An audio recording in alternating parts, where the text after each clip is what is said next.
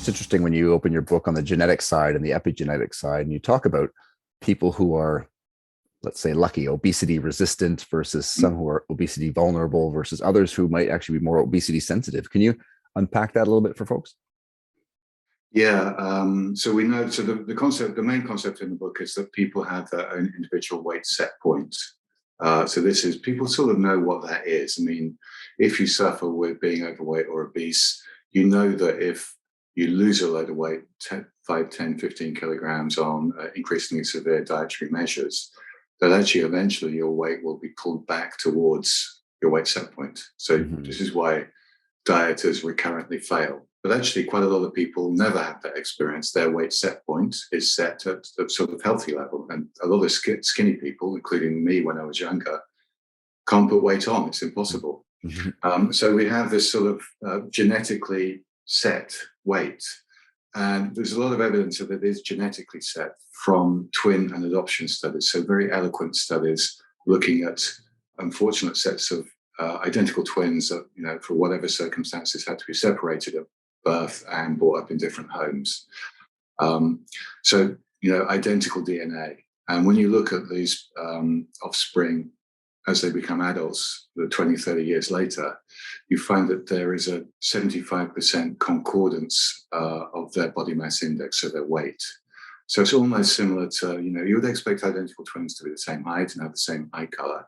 Yeah. But actually, even if they're brought up in different houses, they will have pretty similar body mass index. So they'll be either skinny or fat, depending on their genes. So prior to these studies, a lot of people would blame, you know, the home environment for someone either becoming obese or not becoming obese or becoming, you know, remaining fit. But actually, these studies prove that that's not really the case. It's much more to do with your genes than your home environment. Home environment produces about a 10% effect on your body mass index.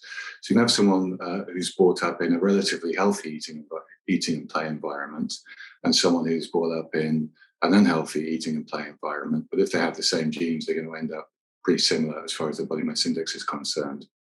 Yeah, I mean, it's a striking finding, and you know, as we think about genetics, and then of course epigenetics, and these changes that are going to happen a little bit more quickly from generation to generation, can we actually even talk about bariatric surgery? Because when we talk about, you know, maintaining weight or losing weight, obviously appetite's a huge part of this. Whether, you know, how hungry we feel, how satiated we feel after meals, or lack thereof.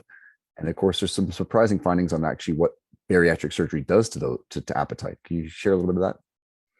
Yeah, sure. So we have an emerging understanding that, you know, our weight set point, so if this individual weight that I mentioned before that our body tries to maintain, it thinks it is our healthy weight, even if it's obese. It thinks it wants to stay that way. If we lose weight, it's going to drag us back up there. And two factors will drag us back to our weight set points. One is our appetite and satiety, so our drive to eat or not eat, and that's hormonally driven. And the second one is our basal metabolism, so the amount of energy, even without getting out of bed, the amount of energy we burn off. And there's a lot of emerging evidence that hormones from, as far as the drives to eat and stop eating are concerned, that hormones from our stomach and our small intestine or guts actually have a profound effect on our behavior. And this is why the new types of bariatric surgery, the gastric bypass and the sleeve hysterectomy, where we remove or bypass the stomach, actually work. They have a profound effect on those hormones. So for instance, I'll mention 3 hormones. The first is ghrelin, which is produced by the body and the top floppy part of the stomach. And this is a hormone that if we miss our, you know, a couple of meals or we go fasting for a couple of days, will increase significantly in our bloodstream. It will go to our hypothalamus and it will stimulate voracious sort of drive to eat, food-seeking behavior, seeking out high-calorie foods. So ghrelin is very important to stop us, you know, losing weight if we miss a couple of meals. Now, once we do sleeve hysterectomy, where we actually remove part of the stomach where that hormone is secreted, the ghrelin levels drop significantly. So suddenly the patient sort of feels as if their appetite has just been switched off in their brain. Wow. They're losing weight seamlessly because their stomach is smaller. They can't eat as much, but they don't feel that, you know, that rebound appetite that, is a real cause of dietary recidivism. The second two hormones that are affected in gastric bypass and bariatric surgery are satiety hormones. So they are called peptide YY, PYY, and glucagon-like peptide 1, so GLP-1. And both of these hormones are produced by the small bowel, and they're sort of like they're secreted when the small bowel senses food within it. So, i.e., the person's been eating, particularly protein, they're secreted after sensing. And again, they go to the hypothalamus, and they are the trigger to stop eating, because we obviously have to have a trigger to stop eating, otherwise we'll be eating all the time. So these are really important hormones that will stop us eating. And with both the sleeve gastrectomy and the gastric bypass, both of those hormones increase substantially. So people have the perception after a really small snack of that sort of, I don't really want to eat. I don't even have any urge to eat at lunch. They have to sort of put their alarm on to remind them to eat and get some nutrition in at lunchtime. Yeah, that's incredible. So that's PYY and GLP-1. GLP-1 as well as causing satiety, increases the effectiveness of insulin. So it increases almost the strength of insulin. So you don't need as much of it. And as is explained in the book, insulin is really, really critical in changing a weight set point via this process called leptin resistance. Yeah, I was going to say, a couple of things I think about there. One of them is just the importance of protein as the building blocks. If those key sensors are really responding more predominantly to something like protein, it definitely hammers home that message around, when we look at the general population, a lot of people still struggle to hit the RDA of 0.8 grams per kilo.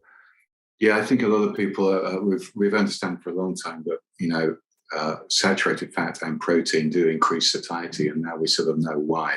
It increases these gut hormones and acts hypothalamically. Yeah, that's tremendous. And then you mentioned leptin, and obviously, as people gain weight, a significant amount of weight, that leptin signal it doesn't work as well. We become resistant, as you mentioned, to that, and of course, insulin, that signaling doesn't work as well, and due to this chronic inflammation that is the milieu that starts to increase, and that noise gets so loud that these signals really can't be heard appropriately. Can you talk a little bit about how TNF-alpha plays a role in this whole story? Sure, yeah. I think you mentioned leptin resistance, and this is the absolute crux of understanding obesity. And this is the thing that actually even most doctors don't understand. And it's probably the reason that we have, societal prejudice against people who are struggling with obesity. Yeah. So leptin is the hormone that comes from our fat cells. So the more fat we have, the higher the level of leptin in the bloodstream. And leptin levels are sensed by the hypothalamus, which controls our eating and our metabolism, so the amount of energy we take in, the amount of energy we expend. And the hypothalamus is very, very sensitive. It wants to know how much fuel or energy or fat we have on board. It's very important. This is like a crucial survival sort of signal. Yeah, through evolution, we had to really know how much fuel we had, didn't we? Exactly. Well, all species have this sense. They need to know how much energy is on board. And leptin is a crucial signal. And the higher the leptin level, if you do start to increase weight, say you go on holiday or whatever, and you're all-inclusive for a couple of weeks, you put on a few pounds or kilograms, your leptin level will go up, and the hypothalamus will sense it, and it will think, oh, actually, we're okay. We've got enough energy on board. We can ratchet down on the appetite, and we can just slowly, slightly increase our metabolic rate, just burn up a little bit more energy seamlessly. And this is why a lot of people, when they've put a little bit of weight on during their holiday, actually it's quite easy to lose it. They think that maybe they're, a few sessions in the gym or a little bit of the latest diet is working, but actually it's not. It's the leptin signal that is actually working for them.